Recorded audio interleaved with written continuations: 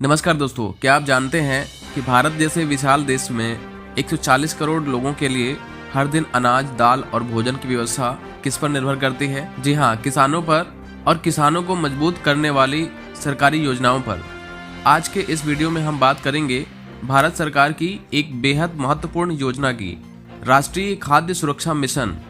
इस वीडियो में हम जानेंगे यह योजना क्या है, क्यों शुरू की गई, इसका उद्देश्य क्या है, किसानों को क्या क्या लाभ मिलता है, कौन कौन सी फसलें इसमें शामिल हैं और यह योजना भारत के लिए इतनी जरूरी क्यों है। तो वीडियो को पूरा जरूर देखें। राष्ट्रीय खाद्य सुरक्षा मिशन क्या है?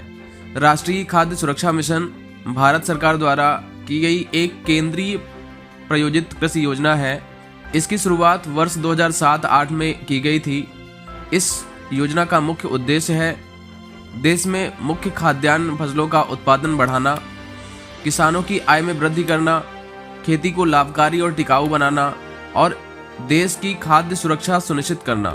सरल शब्दों में कहें तो देश में कोई भी भूखा ना रहे और किसान मजबूत बने, यही NFSM का लक्ष्य है। NFSM की जरूरत क्यों पड़ी? अब सवाल आता है, जब भारत पहले से खेती करता हुआ आ रहा था तो नई योजनाओं की जरूरत क्यों पड़ी? इसके पीछे कई कारण थे। नंबर 1, जनसंख्या तेजी से बढ़ रही थी।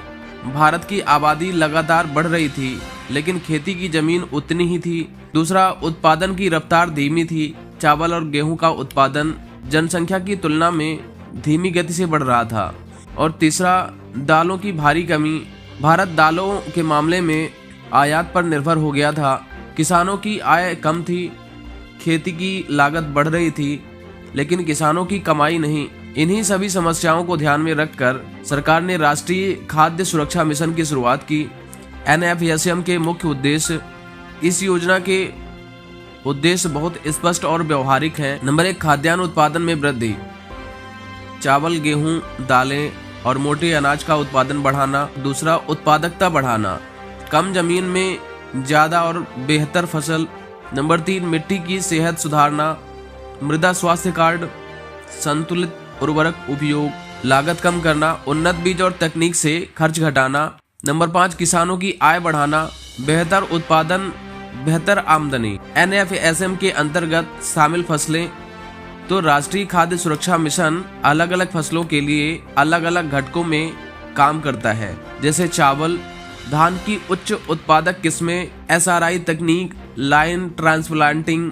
नंबर 2, गेहूं, इसमें उन्नत बीज, संतुलित उर्वरक, आधुनिक खेती तकनीक। और नंबर 3, दालें, इसमें चना, अरहर, मूंग, उड़द, मसूर दालों पर विशेष फोकस रखा गया।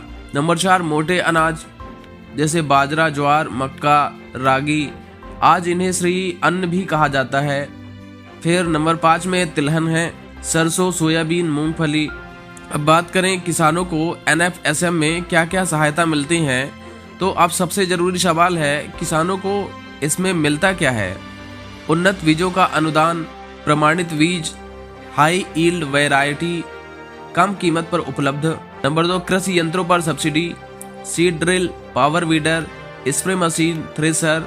नंबर 3 पर है प्रदर्शन खेत, किसानों के खेत पर नई तकनीक का लाइव प्रदर्शन। नंबर 4, प्रशिक्षण कार्यक्रम, आधुनिक खेती, वैज्ञानिक तरीके, कृषि मेले और कार्यशालाएं। नंबर 5 पर है मृदा परीक्षण, मिट्टी की जांच, सही खाद की जानकारी। NFSM का क्रियान्वयन कैसे होता है? तो इस योजना को 3 स्तरों पर लागू किया जाता है। नंबर 1 पर है केंद्र सरकार, जो नीति निर्माण और बजट आवंटन का कार्य करती है। उसके बाद राज्य सरकार, जो योजना का संचालन, जिलेवार लक्ष्य निर्धारित करती है। नंबर 3 पर है जिला एवं ब्लॉक स्तर, कृषि विभाग, कृषि विज्ञान केंद्र, कृषि अधिकारी, यानी योजना सीधे खेत तक पहुंचती है। इसके बाद बात करें पात्रता की, तो NFSM का लाभ लेने के लिए किसान भारत का नागरिक हो, NFSM जिले में खेती करता हो, संबंधित फसल की खेती करता हो, मतलब इस योजना में जो फसलों को शामिल किया गया है उस फसल की खेती करता हो, छोटा और सीमांत किसान प्राथमिकता में। NFSM की मुख्य उपलब्धियां, इस योजना से भारत को कई बड़े फायदे हुए। दाल उत्पादन में वृद्धि, भारत धीरे धीरे दालों में आत्मनिर्भर बना।